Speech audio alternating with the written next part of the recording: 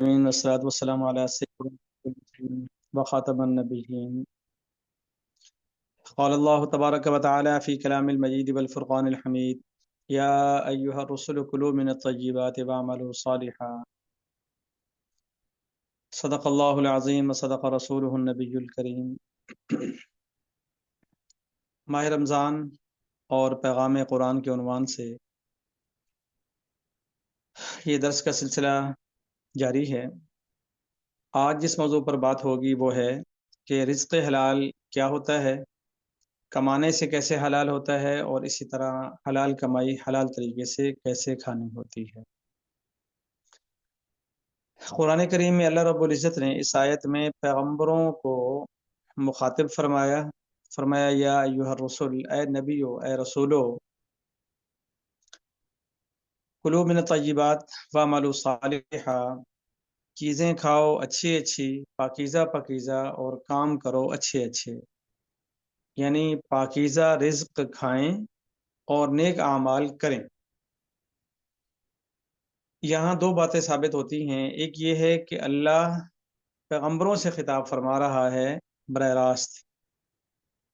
اس سے یہ سبق ملا کہ اگر اللہ رب العزت نبیوں سے یہ کہہ رہا ہے کہ کلوا من الطیبات، پاکیزہ چیزوں میں سے کھاؤ، پاکیزہ چیزیں استعمال کرو، رزق حلال کھاؤ، تو امتوں کے لیے جو ہے وہ بدرجہ اولا اس کا حکم ہوگا کہ ہم تو نبیوں سے بھی یہ کہتے ہیں کہ آپ نے حلال کمانا اور حلال کھانا ہے، تو امتی ہو کر تو پھر بدرجہ اولا وہ لازم بن جائے گا، فرض بن جائے گا۔ یعنی جنہوں نے انڈرسٹوڈ حلال ہی کمانا اور حلال ہی کھانا تھا، جب انہیں بھی تاکید کی جا رہی ہے تو پھر اوروں کے لیے اس سے تاکید کا کتنا بڑا اعلیٰ مقام ہو۔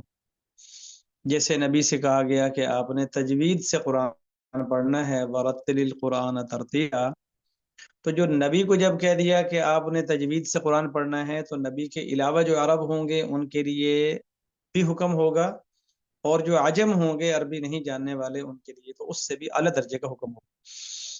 تو اس طرح اللہ رب العزت نے قرآن پاک میں نبیوں کو خطاب فرما کر امت کو سبق دیا کہ میں نے تو نبیوں کے سے بھی کہہ رکھا ہے، میں نے باقاعدہ نبیوں سے کہا ہے اور ان کا نام لے کر انہیں بتایا ہے کہ کلوا من الطیبات، آپ نے حلال کمانے اور حلال کھانے کی کوشش کرنی ہے۔ تو نبی ہو کر جب ہم یہ حکم دے رہے ہیں تو امتی ہو کر تو پھر بنتا ہی بنتا ہے۔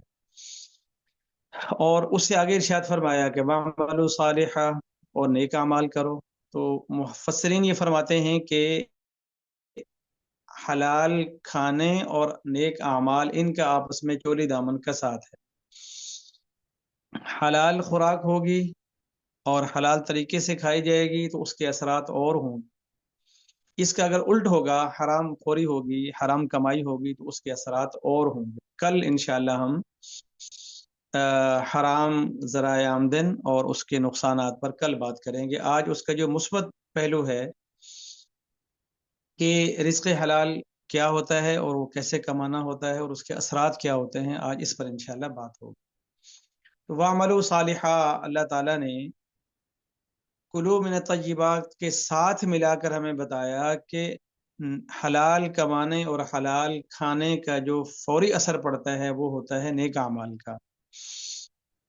لہٰذا اگر ہم یہ چاہتے ہیں کہ ہمارے اعمال، ہمیں نیک اعمال کی آٹومیٹک توفیق ہوتی رہے، ہمیں تکلفاً اپنے اوپر بوجھ ڈال کر نیک اعمال کی طرف اپنے آپ کو لگانا نہ پڑے، بلکہ ہمارا من چاہے کہ ہم سجدے میں جائیں، ہمارا دل چاہے کہ ہم اللہ کے سامنے گڑ گڑائیں، ہمارا دل چاہے کہ قرآن پاک ہمارا اوڑھنا بچھونا بن جائے، تو اس کے لیے پہلی شرط یہ ہوگی کہ ہمارا کمانا بھی حلال ہو اور کھانا بھی حلال ہو۔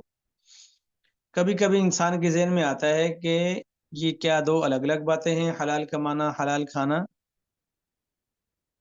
یا ایک ہی بات ہے؟ نہیں، تھوڑا تھوڑا دو باتیں ہیں۔ کمائی پہلے ہوتی ہے، جب کمائی آ جاتی ہے تو پھر اس کو ہم نے خوراک بنانا ہوتا ہے۔ کھلائی پہلے کمائی ہوتی ہے پھر کھلائی ہوتی ہے۔ اور کبھی کبھی ایسا ہوتا ہے کہ کمائی حلال ہوتی ہے لیکن ہمارا کھانا حرام ہوتا ہے۔ مثال کے طور پر سحری کا وقت ختم ہونے سے پہلے پہلے ہم سب کچھ حلال کمایا ہوا کھا رہے تھے، لیکن سحری کے وقت بند ہونے کے بعد حلال کمائی کھانا حرام ہو گئی۔ ہاں، افطاری تک جو ہے اس کا کھانا حرام رہے گا، جب افطاری کا وقت آئے گا تو اب اس کا کھانا لازم ہو جائے گا۔ ممنوعات واجبات میں بدل جائیں گی، وہ سنت میں بدل جائیں گی، مستحبات میں بدل جائیں گی۔ سحری باعث عبادت تھی، لیکن وقت ختم ہونے کے بعد اب وہ باعث ممانت ہو گئی۔ اب کوئی کھائے گا اس وقت تو وہ گناہ گار ہوگا، الا یہ ہے کہ شریعت نے اس کو ویسے مستثنا کر رکھا ہو تو۔ اور اسی طریقے سے ایک اولاد ہے مثال کے طور پر ہماری، تو ہم نے حلال کمایا گھر میں رکھا، ہم بیٹے کو 10,000 روپے کل کسی مقصد کے لیے دینے والے تھے، لیکن اگر وہ چپکے سے اٹھا لیتا ہے تو کمائی ہماری حلال تھی، لیکن اس کا لینے کا طریقہ ناجائز اور حرام ہو گیا۔ اب حلال کمائی ہماری اولاد نے ناجائز طریقے سے استعمال کر لی، تو یہ کمانا اور کھانے میں تھوڑا سا فرق آتا ہے، لیکن زیادہ تر حصہ یہی ہوتا ہے کہ جو ہم کماتے ہیں وہی کھاتے ہیں، لہذا حلال کمایا ہوا ہوگا تو حلال کھا رہے ہوں گے، اور اگر اس کا الٹ ہوگا تو وہ غلط ہی رہے گا۔ حرام کے پیسوں سے زمزم خرید کر پی لینے سے، ناجائز ذرائع آمدن سے مدینہ کی کھجور خرید لینے سے وہ جائز نہیں ہو جاتی، وہ حرام حرام ہی رہتا ہے، چوری چوری ہی رہتی ہے، ناجائز ناجائز ہی رہتا ہے، گناہ گناہ ہی رہتا ہے، چاہے وہ حرمین شریفین میں ہو اور چاہے وہ کسی بھی غیر مسلم علاقے میں ہو۔ تو بہرحال اللہ رب العزت جو ہیں وہ چونکہ خالق ہیں، وہ ہر شے کے مؤثر حقیقی ہیں، تو اس نے جس شے میں جو تاثیر رکھی ہے وہ بتا رہا ہے کہ اس شے کے اندر یہ تاثیر ہے، لہٰذا آپ نے اس سے بچنا ہے۔ اب جیسے ہم لوگ گھڑی خریدتے ہیں تو ہم اس سے پوچھتے ہیں، وہ ہمیں بتاتا ہے کہ بھئی یہ واٹر پروف ہے، یہ واٹر پروف نہیں ہے۔ تو اسی طرح اللہ رب العزت جو خالق ہیں تو وہ بتا رہے ہیں کہ بھئی حلال کھانے میں نے نیک اعمال کی تاثیر رکھی ہے، لہذا حلال کھاؤ گے تو نیک اعمال کی توفیق ہوگی، نیک اعمال کرنا چاہتے ہو تو حلال کھایا کرو، اور اس کے جو الٹ ہے وہ اللہ تعالیٰ نے اس کے اندر تاثیر رکھی ہے۔ اسی بنا پر بہت دفعہ ہمارے معاشرے میں مشاہدے میں آتا ہے کہ جن لوگوں کے ہاں رزق تھوڑا ہے لیکن حلال کا ہے، تو اس کے جو اثرات ہیں ان کی سوچ پر، مزاج پر، وہ اور ہیں، اور جہاں پر زیادہ ہے لیکن حرام ہے تو ان کے کردار بھی اور ہے، اعمال بھی اور ہیں، اخلاق بھی اور ہیں، ان کی ہر شے کا نیچر اور ہے، لیول اور ہے، پھر ان کا کردار اور ہے تو اس کے اثرات بھی اور ہیں۔ اس لیے اللہ تعالیٰ سے جب ہم رزق مانگیں تو رزق حلال مانگیں، اور اس کے بعد اس کو کوشش کریں کہ حلال طریقے سے اس کو کھائیں، سنت کے مطابق اس کو استعمال کریں، تو انشاءاللہ اس کی لذت بھی بڑھ جائے گی، راحت بھی بڑھ جائے گی، اور افادیت بھی بڑھ جائے گی۔ ایسا نہیں ہے کہ بھئی کوئی آدمی اگر حرام کما کر بے تحاشا کھا لے تو وہ بہت زیادہ لمبی زندگی جی لے، یا اس کو کبھی بیماری نہ ہو، یا جو آدمی تھوڑی کماتا ہے، رزق حلال ہے، وہ ہر وقت بیمار رہتا ہو، ایسا نہیں ہوتا۔ تقریباً اللہ رب العزت نے جو رزق تقسیم کیا ہے اس کے ذرائع اللہ نے دنیا میں رکھ دیے ہیں، تو تقریباً انسان جو ہے جب خوراک لیتا ہے تو اپنی ضرورت کے موافق لیتا ہے۔ 19-20 کا فرق پڑتا ہے، بے تحاشا کھانے والے کو یا بہت زیادہ حرام کھانے والے کو ساری چیزیں موافق ہوں، میسر تو ہوتی ہیں لیکن موافق نہیں ہوتی، اور کم کمانے والے کو یا حلال کھانے والے کو بہت ساری چیزیں میسر تو نہیں ہوتی، لیکن جو ہوتی ہیں وہ ساری کی ساری موافق ہوتی ہیں۔ تو اصل بات یہ ہے کہ ہمیں تھوڑا سا اپنی سوچ بدلنی ہے۔ کہیں کہیں ہمارا امتحان آئے گا، بس اسی امتحان کے موقع پر ہم نے 4 گھنٹے جیسے پیپر میں احتیاط سے بیٹھتے ہیں، تو اس مرحلے پر تھوڑا احتیاط سے گزر جانا ہے، انشاءاللہ اللہ خوشی بھی دے گا، راحت بھی دے گا، صحت بھی دے گا۔ یہ راہ چلتے ایسے بڑے مقامات آتے ہیں کہ انسان کے پاس ایک موقع ہوتا ہے حرام کھانے کا، حرام لینے کا، حرام وصول کرنے کا، لیکن وہ اس وقت بچ جاتا ہے، تو آگے اللہ رب العزت بہت جلد اس کو اس سے بہتر کچھ نہ کچھ عطا فرما دیتے ہیں۔ ایک دفعہ میں کسی جگہ بیٹھا ہوا تھا تو ایک آدمی کہیں سے کوئی ایسی خیرات مانگ کے لے آیا، تو میں بیٹھا ہوا تھا، میں نے دل میں کہا کہ اس نے اگر مجھے کہا نا کہ یہاں سے کھاؤ، میں نے دل میں کہا میں نہیں کھاؤں گا، اور ایسا ہی ہوا کہ اس نے کہا لیکن میں نے کہا نہیں۔ وہ اللہ کی شان یہ ہے کہ شام کو میں کہیں کام گیا تو انہوں نے کہا کہ بھائی یہ فلاں آپ کے دوست کا کھانا تھا تو میں جا نہیں سکا تو اس نے بھیجا ہے، تو یہ آئیں مل کر کھائیں۔ اسی ایک ہی دن کے اندر میں نے اپنے دو جذبات اور خیالات کو محسوس کیا کہ شاید وہ اس وقت جو میں نے اپنے دل میں کہا کہ اس کھانے میں مجھے صحیح فیل نہیں ہو رہا، مجھے بچ جانا چاہیے، تو نقد ہی اللہ تعالیٰ نے جو ہے وہ شام کو اس سے کافی بہتر عطا فرما دی ہے۔ تو جب جب بھی کبھی آپ احتیاط کریں گے حرام سے، اور جب بھی اللہ تعالیٰ توفیق دیتا ہے تو بہت جلد اللہ تعالیٰ اتنا اچھا کچھ دے دیتا ہے کہ بڑی خوشی اور راحت ہو جاتی ہے، اور وہ جو مشکوک ہم کھا بیٹھتے ہیں اس سے جو ہے نا وہ خوشی نہیں ہوتی، وہ راحت نہیں ہوتی، وہ احساس بدل جاتا ہے، اور یہاں تک کہ پھر نیک اعمال کی توفیق مر جاتی ہے۔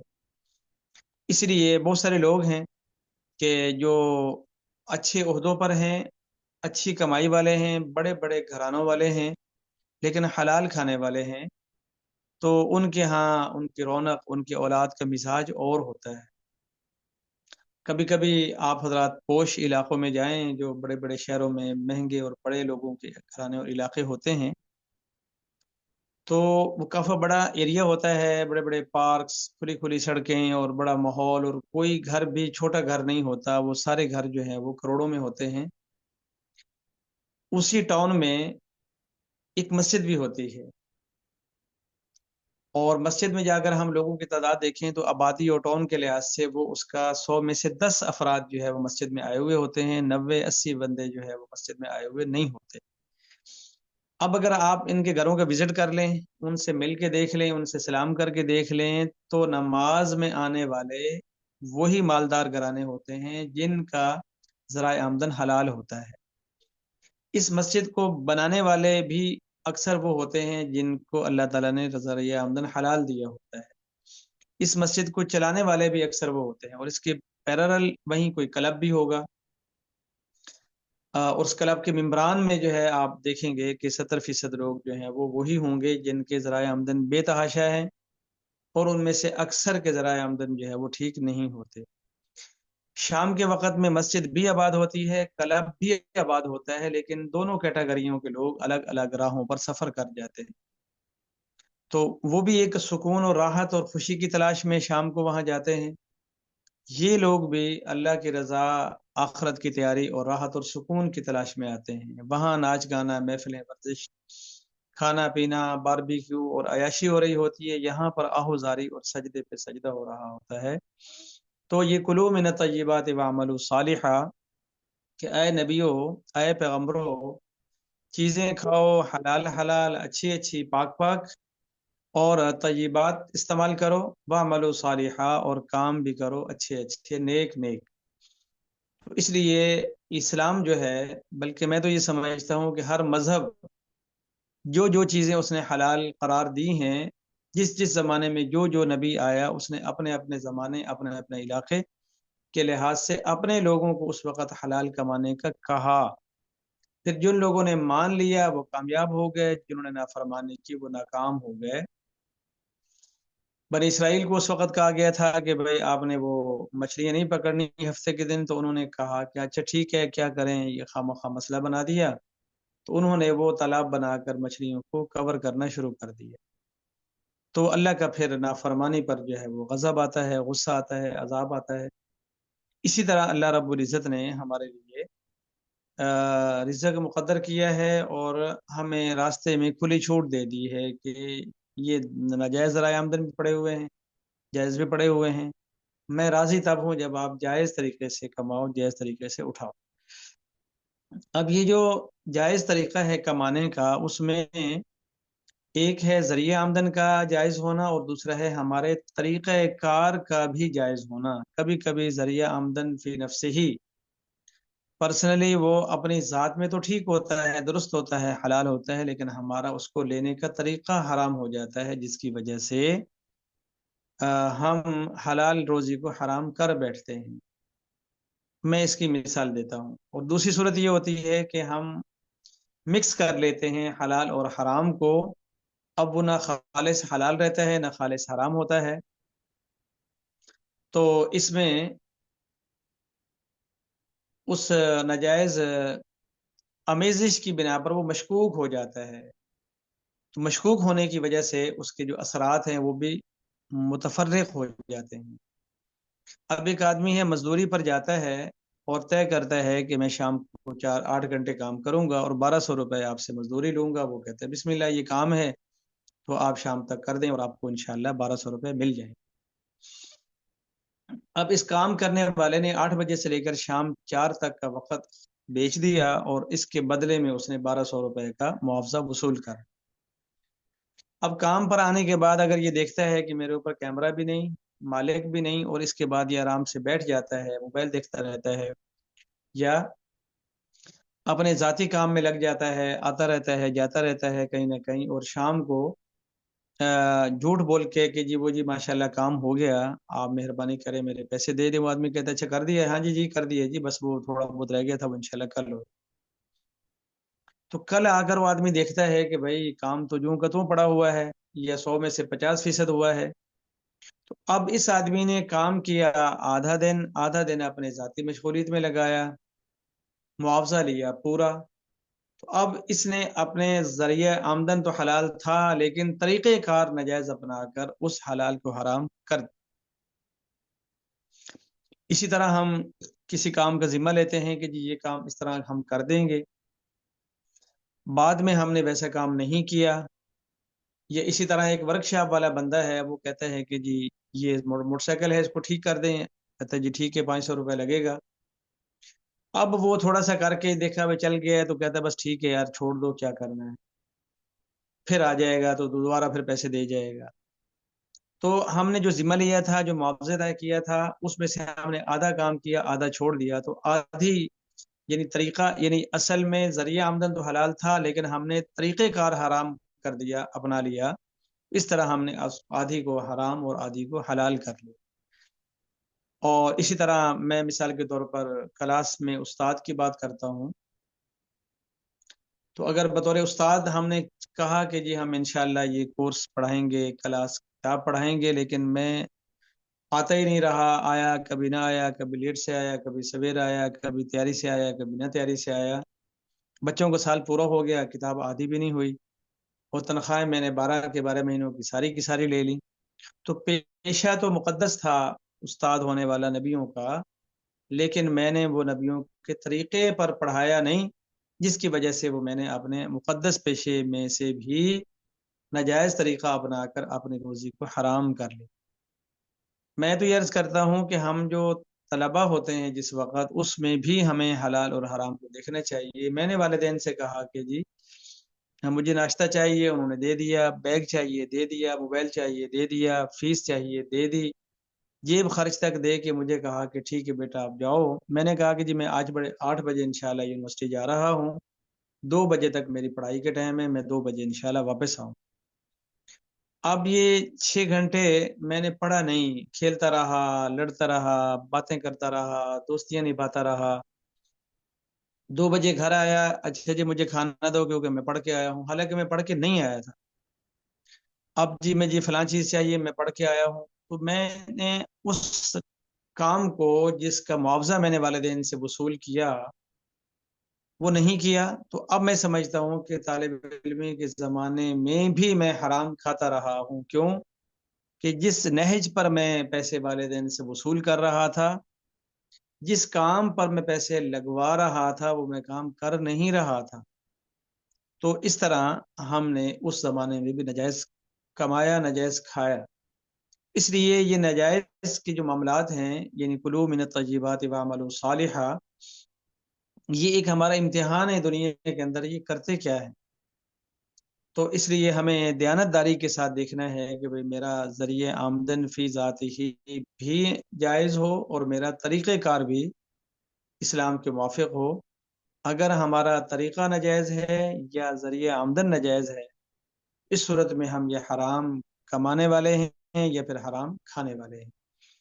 تو वअमलु सालिहा उस वक़्त हमारा होगा जिस वक़्त हम जायज़ ज़राए आमदन वाले भी होंगे और जायज़ तरीके से खाने वाले भी होंगे। अल्लाह वालों की जो शान होती है वो यही होती है कि वो अल्लाह तवक्कल करते हैं, थोड़ा खाते हैं, जायज़ तरीके से खाते हैं और फिर उनका जो असर होता है वो बड़ा अच्छा होता है। हमारे माज़ी करीब में एक बुज़ुर्ग गुज़रे हैं कराची में, हज़रत मौलाना शाह हकीम मोहम्मद अख्तर साहब नव्वरल्लाहु मरक़दहू। तो उनका ये तरीक़ा था कि वो बहुत सारे मुरीदीन को अपने हाथ से खाना खिलाते रहते थे। अभी भी गुलशन इकबाल कराची में खानक़ाह है, वहाँ पर लोग आते हैं, ज़िक्रुल्लाह करते हैं, इत्तिकाफ़ करते हैं, तो बस वो अल्लाह ताला के निज़ाम है, उनकी रोज़ी-रोटी वहाँ पर पक जाती है। तो वो अक्सर मुरीदीन को ये नसीहत फरमाते थे कि भाई जब किसी की बेटी की शादी हो ना, तो बेटी का वलीमा नहीं होता, वो दूल्हे का वलीमा होता है। तो लिहाज़ा किसी की फौतगी पर जाएँ तो भी खाना ना खाएँ और अगर किसी की बेटी की खुशी में शरीक हों, तो वहाँ से खाना ना खाएँ। तो एक दिन ऐसा हुआ अचानक कि उनके कोई मुरीद साहब जो हैं वो तशरीफ़ ले आए, कहते हैं जी हज़रत आपकी दुआ से अल्हम्दुलिल्लाह बच्ची का काम हो गया। उन्होंने कहा जी माशाअल्लाह, अल्लाह ताला बरकत दे, आपकी बेटी और दामाद को नेक औलाद दे। कहते बस हज़रत वो हमने थोड़ा-सा अल्हम्दुलिल्लाह इंतज़ाम किया था खाने का, तो आप तशरीफ़ नहीं लाए तो फिर मैं जो है ना वो आपके लिए खाना लेकर आया हूँ। कहते हज़रत फिर मैंने ये सोचा कि आपके साथ मेहमान भी हैं, तो हमने जो है ना 2 देगे बिरयानी की और 2 क़ोरमे की और नान और हर चीज़ अल्हम्दुलिल्लाह बाहर आ गई है, तो मैंने कहा कि मैं आपको बताता जाऊँ। उन्होंने फरमाया कि भई आपने ये हमसे नहीं सीखा हुआ कि भई बेटी की निकाह होता है, रुख़्सती होती है, वलीमे लड़कों के होते हैं। कहते जी बस वो वजह है कि आपने फरमाया था, लेकिन वो चूँकि उन्होंने कहा कि हम तो ये नहीं, इसको ठीक नहीं समझते, नहीं खाते, आपका शुक्रिया, आप ले जाओ। कहते हज़रत वो मैं समझता था कि आपने यही कहना है, तो मेरा मकसद ये है कि मेहमानों को तो चलो कम से कम। उसने फरमाया कि आपका क्या ख़्याल है कि मैं अपने मेहमानों को हराम खिला दूँ? जब मैं नहीं खा रहा, मेरी नज़र में वो ठीक नहीं है, तो फिर मेरे मेहमानों के लिए जायज़ हो जाएगा। और आपका क्या ख़्याल है कि यानी आपने ये यूँ सोच लिया कि भई हम लोग भूखे बैठे हुए हैं कि कहेंगे कुछ, करेंगे कुछ और मैं कहूँगा अच्छा ठीक है जी, माशाअल्लाह जी, जाओ जी दस्तरख़्वान लग गए। उन्होंने फरमाया नहीं, ये ले जाओ और ये बात हमेशा ज़हन में रखो कि ऐसा नहीं करते, तालीमात पे अमल करते हैं। नंबर 2 कि अगर हम समझते हैं कि नाजायज़ है, तो फिर वो किसी को भी नहीं खिलाते। उस आदमी को तवक्को नहीं थी कि भई अल्लाह वाले इतने मुस्तगनी भी होते हैं और उनकी ये शान है कि जाओ ले जाओ, दे के ले जाओ, गरम-गरम बिरयानी की और क़ोरमे की। वो लेके उसने काफ़ी कहा, बाहर गया, फिर उनके खादिम से कहा जी जी तलबा जो पढ़ते हैं उनको दे दो। उन्होंने कहा कि अल्लाह के बंदे, हम तलबा को हराम खिलाएँगे। ख़ैर वो ले गया, जब वो जा रहा था तो काफ़ी सारे मुरीदीन उस बंदे को जाता हुआ भी देख रहे थे। हमने फरमाया कि भई आप लोग दिल छोटा ना करो, अल्लाह तुम्हें इससे अच्छा खिलाएगा। ख़ैर वो आदमी चला गया, तो हज़रत ने फरमाया कि भई इन मेहमानों के लिए जो खाना बना हुआ है वो रख दें, कल खिला दें। इस वक़्त इनके लिए जो है ना इसी तरह का सालन और इसी तरह के चावल पकवान सेंटर से खरीद कर लाए जाएँ और उसमें फलानी-फलानी शय का इज़ाफ़ा भी कर दें। वो कुछ देर के बाद वो खाना आ गया, सर्व हो गया। फिर उसने फरमाया कि देखो, मैं इतने ज़माने से ये बात कह रहा था और आज अल्लाह ने हमारा थोड़ा-सा इम्तिहान लिया कि हम अमलन करते क्या है। लेकिन अल्लाह ने मुझे तौफ़ीक दी कि हम इस वक़्त इस मामले से बच गए। तो अल्लाह ताला ने आपको उससे बेहतर खाना खिला दिया। तो उन्होंने कहा कि ये ज़िंदगी भर के लिए सबक है कि बस इतना सही होता है। यानी उन्होंने कहा कि 2 घंटे लगे हैं पकवान सेंटर से खाना आने में। बस ये 2 घंटे सब्र ही आपका इम्तिहान था, बस और कोई बात नहीं। वैसे ही नान, वैसे ही क़ोरमा, वैसे ही चावल सब वैसे ही था, सेम था। इसी तरह हमारी ज़िंदगी में कभी-कभार ऐसा वक़्त आता है कि हमारे पास यही ऑप्शन होता है कि हराम कमा लूँ, हराम या जायज़ ज़रिए आमदन को हराम तरीके से इस्तेमाल कर लूँ। तो उस वक़्त थोड़ा-सा अपने आप को ज़रा मुतवज्जे करने वाली बात होती है। तो इंसान अगर मुतवज्जे हो जाए तो वो ठीक रहता है। ایک اور مصنف تھے اللہ والے، تو وہ ان کے پاس جب کوئی کام کے لیے آتا تھا تو وہ جس پین سے لکھ رہے ہوتے تھے وہ رکھ دیتے تھے، دوسرا پین سے جو ہے وہ لکھتے تھے۔ تو انہوں نے پھر بتایا کہ بھائی یہ جو قلم ہے یہ ادارے کا ہے، اس کا خرچہ میں نہیں بھرتا، اور یہ جو میرا ذاتی کام ہوتا ہے اس کے لیے میں نے کاغذ قلم اور پین وغیرہ جو ہے وہ الگ رکھا ہوا ہے۔ اب میرا چونکہ ذاتی طور پر آپ آئے ہیں تو لہٰذا میں پین بھی ذاتی والا استعمال کرتا ہوں، ادارے والا نہیں۔ ایک بہت بڑا ادارہ ہے دارالعلوم دیوبند، تو اس کے بڑے تھے، تو ان زمانے میں سالانہ جو ہے وہ ان کی تقریب ہوتی تھی، جیسے سرمنی ہوتی ہے کانوکیشن ٹائپ کی۔ ایک دفعہ بہت سارے مہمان آئے ہوئے تھے، بہت سارا کھانا اور بڑا ماحول۔ تو کچھ دیر کے بعد کسی نے دیکھا کہ وہ حضرت جو ہیں وہ ایک جگہ بیٹھے ہوئے اپنی چھوٹی سی پیالی میں کپڑے میں بندھی ہوئی روٹی سے کھانا کھا رہے تھے۔ تو وہ بندے حیران رہ گئے کہ بھئی اتنا ہزاروں کے لحاظ سے لوگوں کے کھانے کا انتظام اور خود یہ کھا رہے ہیں۔ ہم نے کہا جی طبیعت صحیح ہے؟ کہتے ہیں ہاں طبیعت صحیح ہے۔ تو میں چونکہ مہمان نہیں ہوں، میری تو ڈیوٹی تھی آج بھی جیسے کہ روزانہ ہوتی ہے، تو میں جیسے روزانہ گھر سے کھانا لے کے آتا تھا آج بھی گھر سے لے کر آیا ہوں۔ یہ جو کھانا پکوایا میں نے وہ میرے ذات کے لیے نہیں پکا، وہ مہمانوں کے لیے پکا، لہٰذا میں اگر کہیں مہمان ہوتا تو پھر اور بات تھی۔ تو اب چونکہ میں آن ڈیوٹی ہوں تو میں نے تنخواہ لے رکھی ہے اس خدمت کی بھی جو میں نے کھانا پکوایا آج سارا دن۔ تو چونکہ میں ملازم ہوں اور ملازمت کی میں نے تنخواہ لے لی ہے، مہمان نہیں ہوں، لہٰذا روٹی میں گھر سے کھاؤں۔ تو جب ادارے کا بندہ ایسا ہو تو پھر ایک زمانہ دارالعلوم دیوبند پر ایسا گزرا ہے کہ محتمم سے لے کر چپڑاسی اور چوکی دار تک سارے کے سارے تجد گزار اور اللہ والے تھے، اور اس کا آج فیضان ہے کہ پوری دنیا کے اندر جہاں بھی دین کی تعلیم اور اشاعت ہے وہاں پر اللہ نے ان کے بندوں کو توفیق دی ہے۔ اس بنا پر اگر ہم حضرت عمر بن عبدالعزیز کے حالات کو دیکھیں تو انہوں نے بھی گھر میں کچھ نہیں چھوڑا، یہاں تک کہ انہوں نے اپنے بچوں سے کہا کہ میرا بیٹا میں ایز اے خلیفہ آپ کو بہت ساری مراعات نہیں دے سکتا، لیکن اگر آپ نے تقوی کی زندگی گزار لی تو اللہ آپ کو نوازے گا۔ اس کے مد مقابل جو ہم دوسرے حضرات کو دیکھتے ہیں، شہنشاہوں کو، بادشاہوں کو، تو وہاں کبھی کسی بھائی نے بھائی کو قتل کر دیا، کسی نے بادشاہ پہ قبضہ کر لیا، کسی کے بیٹے قتل ہو گئے، کسی کے گم ہو گئے، وغیرہ وغیرہ۔ تو بہرحال عرض کرنے کا مقصد یہ ہے کہ اللہ نے نبیوں سے فرمایا کہ کلوا من الطیبات واعملوا صالحا، اچھا کھائیں گے، حلال کھائیں گے، حلال طریقے سے کمائیں گے، سنت طریقے سے کھائیں گے، اس کا اثر انشاءاللہ اور ہوگا۔ وہ پہلے بھی شاید آپ نے واقع سنا ہو کہ حضرت امام شافعی رحمۃ اللہ علیہ محمد بن ادریس الشافعی یہ شاگرد ہیں، اور محمد بن حسن الشیبانی یہ استاد ہیں، اور امام اعظم ابو حنیفہ رحمہ اللہ کے دو بڑے شاگردوں میں سے دوسرے نمبر پر ہیں۔ اور امام صاحب فقہ حنفی مرتب ہوئی ہے، اس کے مرتب کرنے میں 6 بڑی کتابیں لکھنے میں امام محمد کا بڑا ہاتھ اور دخل تھا۔ اور آج پوری دنیا کے اندر جو اسلامی قوانین رائج ہیں اور فقہ کا جو اتنا بڑا چیپٹر ہے پوری دنیا کے اندر، تمام مذاہب میں سب سے منظم جو مذہبی قانون ہے یا مذہبی فقہ ہے وہ اسلام کی ہے، اور اسلام کی فقہ کے اندر سب سے جامع، سب سے منظم جو ہے وہ فقہ حنفی ہے، اور فقہ حنفیت کی تدوین میں، ترتیب میں، تصنیف میں امام محمد کا دخل ہے۔ تو ایک دفعہ ایسا ہوا کہ امام محمد رحمہ اللہ امام شافعی کے گھر مہمان ہوئے، تو امام صاحب نے اپنی بیٹی سے کہا کہ میرا بیٹا استاد صاحب آ رہے ہیں، استاد صاحب تشریف لا رہے ہیں، یہ بھی پکانا، یہ بھی پکانا، اہتمام کرنا۔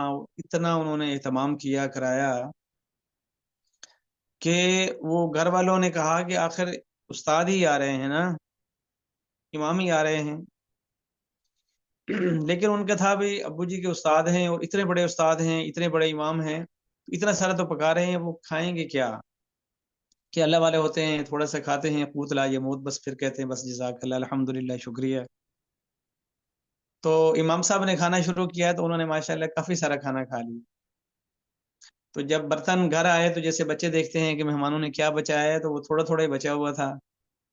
انہوں نے دل میں کہا کہ ابو جی تو کہہ رہے تھے کہ اتنے بڑے استاد ہیں، اتنے بڑے استاد ہیں، تو استاد اتنا تھوڑا ہی کھاتے ہیں۔ پھر رات ہوئی تو انہوں نے جائے نماز اور لوٹا پانی کا بھر کے رکھا کہ صبح اٹھیں گے تہجد پڑھیں گے تو ان کو وضو کے لیے دقت نہ ہو. وہ بچی ہیں صبح فجر کے بعد کمرے میں گئیں، وہ ناشتہ بنانے وغیرہ کے لیے جو دیکھا تو جائے نماز بھی وہیں رکھی ہوئی ہے اور لوٹا جو ہے بھرے کا بھرا رکھا ہوا ہے. سمجھ نہیں آتی. انہوں نے کہا کہ ابو جی کہہ رہے تھے کہ اتنے بڑے امام ہیں، اتنے بڑے استاد ہیں، کھانا کھایا تو ماشاءاللہ زیادہ سارا کھا لیا، تہجد بھی نہیں پڑی، اٹھے بھی نہیں، پانی بھی نہیں استعمال کیا، وضو بھی نہیں کیا. تو وہ فجر کے بعد جب ناشتے کا وقت آیا تو اس میں بچی نے ابا سے یہ سوال ہی کر دیا کہ ابو جی آپ تو کہہ رہے تھے کہ اتنے بڑے استاد ہیں نا. انہوں نے کہا تو بیٹا کیا ہوا؟ کہتی ہیں کہ جی انہوں نے تو تہجد بھی نہیں پڑھی. انہوں نے کہا بیٹا یہ کیسے ہو سکتا ہے، ایسا نہیں ہوگا. کہتے نہیں وہ دیکھیں یہ لوٹا اور یہ جائے نماز. تو امام صاحب نے استادوں سے ناشتے میں یہ سوال کر دیا کہ استاد محترم وہ میری بیٹی یہ سوال کر رہی.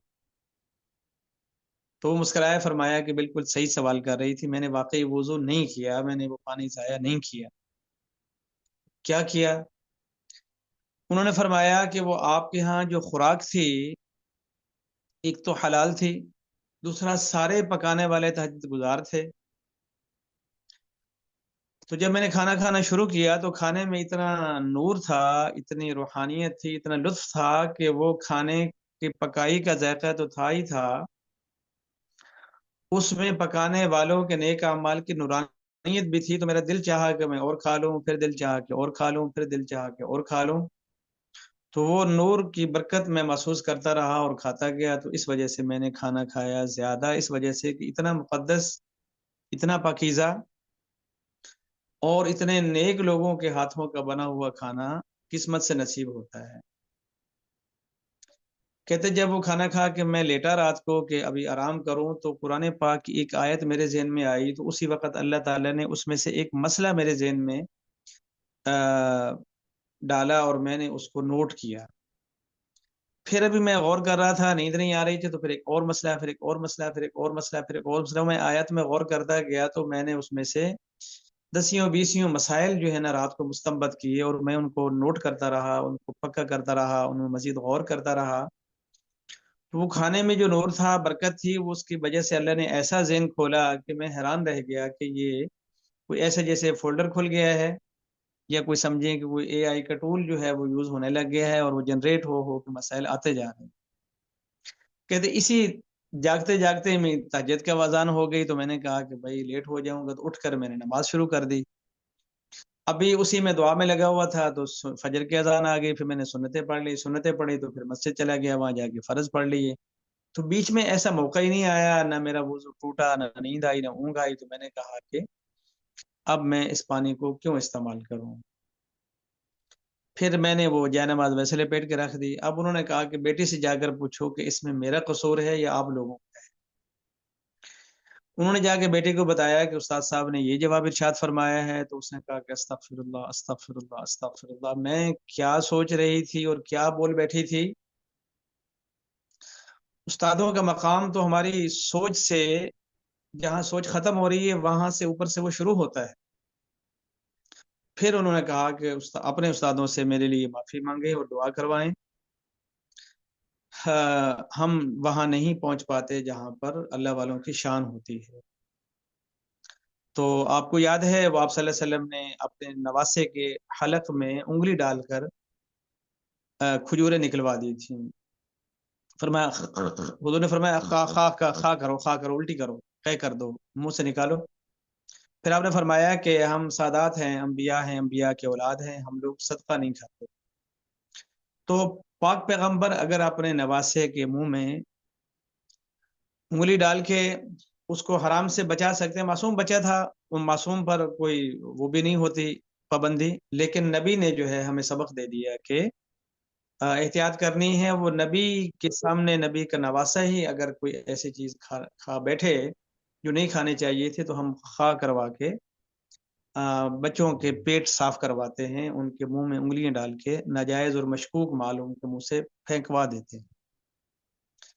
پھر جب نواسوں کو نبی انگلی ڈال کر ان کے منہ سے مشکوک کھانا گروا دیتا ہے تو اب یہ جو حسن اور حسین ہے رضی اللہ عنہما، ان کا جو عمل صالحہ کیا ہے کہ ادھر سے کربلا ہے، نیزے چل رہے ہیں، تلواریں چل رہی ہیں، لیکن ان کا سجدہ قضا نہیں ہوئی. تو کلو من الطیبات ہوا تھا اور وعملوا صالحا ہو رہا تھا. تو اس بنا پر ہم نے اس بات کا تہیہ کرنا ہے کہ تا حیات بھوکے مر جائیں گے تو مر جائیں گے، مریں گے نہیں، لیکن دل میں یہ سوچنا ہے کہ مر جائیں گے تو مر جائیں گے. ایک ٹائم کا کھا لیں گے، 2 دنوں میں ایک ٹائم کھا لیں گے، کوئی فرق نہیں پڑے گا. لیکن انشاءاللہ حرام تو حرام ہے، ذرا سا شک آیا نہیں اور ہم نے اسے ہاتھ ہٹایا. تو انشاءاللہ جب ہم اس مقام پر چلے جائیں گے تو پھر کلو من الطیبات حاصل کریں گے تو وعملوا صالحا انشاءاللہ حاصل ہو جائے گا. جن بزرگوں کی میں نے بات کی، حکیم اختر صاحب نور اللہ مرقدہ، کہ انہی کے زمانے میں، انہی کے علاقے میں ناظم آباد میں ایک بزرگ گزرے ہیں، مفتی رشید احمد صاحب ان کا نام تھا، جامع الرشید ان کا. ایک دفعہ کسی شادی پر یہ دونوں بزرگ آمنے سامنے بیٹھے کھانا کھا رہے تھے. تو پچھلی لائن میں، پچھلی کرسیوں پر ایک آدمی نے دوسرے آدمی کی غیبت شروع کر دی. تو جیسے ہی ان کی وہ آواز ان کے کان میں پڑی تو ان کو لگا کہ یہ حرام ہم سن رہے ہیں، کیونکہ غیبت کرنا بھی حرام ہے، غیبت سننا بھی حرام ہے. این اس وقت جب یہ غیبت شروع ہوئی تو وہ لقمہ اٹھا کر کھانے لگے تھے، فوراً لقمہ واپس رکھا اور تیزی سے دونوں حضرات وہاں سے چپکے سے چلے گئے، نکل گئے. بعد میں جب میزبان کو احساس ہوا تو اس نے کہا کہ یہ کیا بات ہوئی. انہوں نے آ کر رابطہ کر کے درخواست کی کہ آپ چلے گئے. فرمایا ہم چلے نہیں گئے، ہمیں بھیجا گیا تھا. کہ کس نے بھیجا، کس نے بھیجا، کس نے بھیجا؟ انہوں نے کہا کہ اس وقت ہمارے لیے وہاں بیٹھنا حرام تھا، کیونکہ ہم غیبت سن کر حرام کا مرتکب ہوتے اور ہم اپنے لقمے کی خاطر حرام نہیں کر سکتے تھے. ہمارے پاس کوئی چارہ نہیں تھا کہ ہم وہاں سے اٹھ جائیں. دوسرے کا منہ تو بند نہیں کر سکتے تھے، ہمارے بس میں تھا اپنے کان بند کریں، اور کان بند کرنے کا یہی طریقہ تھا کہ ہم اپنی نشست بدل لیں. تو اس وجہ سے جو ہے کہتے جی کچھ نہ کچھ آپ کھا ہی لیتے. فرمایا کہ ہمارا بھوکا رہنا حرام کاری کے ساتھ پیٹ بھرنے سے ہمیں زیادہ پسند تھا، لہذا ہم نے حرام سے بچنا اور بھوکا رہنا پسند کیا. آپ کا شکریہ. تو جب یہ ہوتے ہیں کلو من الطیبات تو پھر وعملوا صالحا جو ہے وہ اس طرح ہوتا ہے. تو اللہ تعالیٰ بہرحال ہمیں اس کی سمجھ عطا فرمائے. یہ جو بات ہوتی ہے پیغام، قرآن کا پیغام، یہ صرف 21 روزے تک یا 30 روزے تک نہیں ہے. یہ نشست، یہ گفتگو، یہ تاحیات ہے. اور ہمارا یہ بیان بطور بیان نہیں بلکہ بطور سبق ہے. تو یہ ایک اپنے آپ کو مرض لگانا ہے کہ بھئی حلال حلال ہے تو ٹھیک، نہیں تو نہیں، حلال ہے تو ٹھیک، نہیں تو نہیں. انشاءاللہ اگر ہم یہ آج کا سبق ہی اپنے پلے باندھ لیں تو میں سمجھتا ہوں کہ ہم نے قرآن کی روح جو ہے وہ انشاءاللہ اپنا لی.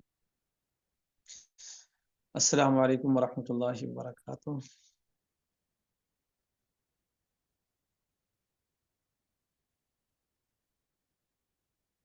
ریکارڈنگ آف کر دیں.